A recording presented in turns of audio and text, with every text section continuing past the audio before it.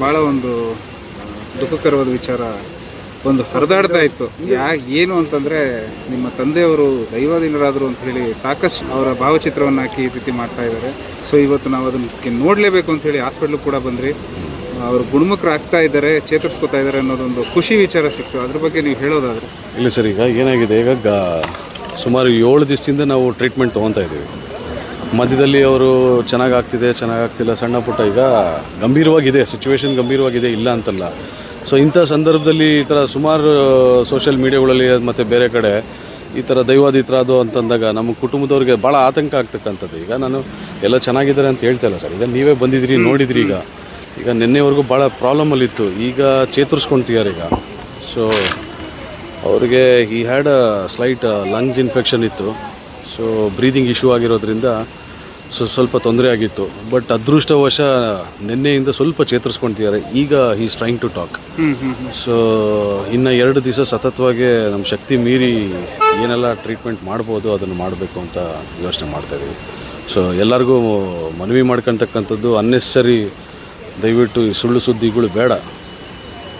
So ಯಾಕೆಂದರೆ ನಾವು ಕುಟುಂಬದವ್ರಿಗೆ, ಈಗ ನಮ್ಮ ತಂದೆ ನನಗೆ ಹೆಚ್ಚು. ಸೊ ಅವರು ಚೆನ್ನಾಗಿ ಗುಣಮುಖರಾಗಿ ಬರಬೇಕು ಅಂತ ನಮ್ಮ ಇಡೀ ಕುಟುಂಬ ನಾವು ಕಾಯ್ತಾ ಇದ್ದೀವಿ.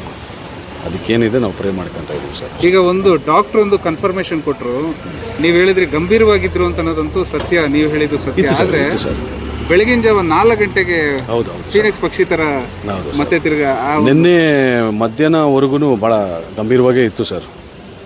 ಏನಾಯಿತು ಅದಾದಮೇಲೆ ದೆನ್ ವಿಲ್ ಸಿ ಅಂತಂದಾಗ ಇಮಿಡಿಯೇಟ್ಲಿ ಅರ್ಲಿ ಮಾರ್ನಿಂಗ್ ಇವತ್ತು ಬೆಳಗ್ಗೆ 4 ಗಂಟೆಗೆ ಇಮಿಡಿಯೇಟ್ಲಿ ಪ್ರಜ್ಞೆ ಬಂದು ಮತ್ತೆ ಈ ಸ್ಟಾರ್ಟೆಡ್ ಟಾಕಿಂಗ್. ಸೊ ಏನಾಯಿತು ದೆನ್ ಅದಕ್ಕೆ ಹಾಸ್ಪಿಟ್ಲವರೆಲ್ಲ, ನಮ್ಮ ಮಣಿಪಾಲ್ ಹಾಸ್ಪಿಟ್ಲು ಸಿಬ್ಬಂದಿ ವರ್ಗದವ್ರಿಗೂ, ನಮ್ಮ ಎಲ್ಲ ಡಾಕ್ಟ್ರುಗಳು, ಎಲ್ಲ ಸ್ಟಾಫ್ಗಳು ಪಾಪ ಭಾಳ ಒಂದು ಸ್ಪೆಷಲ್ಲಾಗಿ ಒಂದು ಅಭಿಮಾನದಿಂದ ಅವರು ನಮ್ಮನ್ನ ಭಾಳ ರೀತಿಲಿ ತುಂಬ ಚೆನ್ನಾಗಿ ಟ್ರೀಟ್ಮೆಂಟ್ ಮಾಡ್ತಾರೆ. ಅವ್ರು ನಾವು ಭಾಳ ಚಿರಋಣಿಯಾಗಿರ್ತೀವಿ.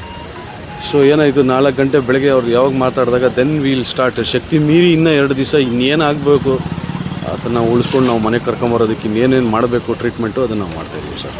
ಓಕೆ, ಈ ರೀತಿ ವದಂತಿ ಅಥವಾ ಮತ್ತೊಂದು ಬಂದಾಗ ನಿಮ್ಗೆ ಆದಂಥದ್ದು ಕೇಳಬಾರ್ದು ಆ್ಯಕ್ಚುಲಿ ನಾವು, ಯಾಕಂತಂದರೆ ಇವಾಗಿರೋ ಪರಿಸ್ಥಿತಿನಲ್ಲಿ ನಾವು ಕೇಳಬಾರ್ದು. ಅದನ್ನೇ ಹೇಳಿದ್ನಲ್ಲ ಸರ್, ಈಗ ನಮ್ಮ ತಂದೆ ನಮಗೆ ಹೆಚ್ಚು, ಇನ್ನೊಬ್ರಿಗಲ್ವಲ್ಲ.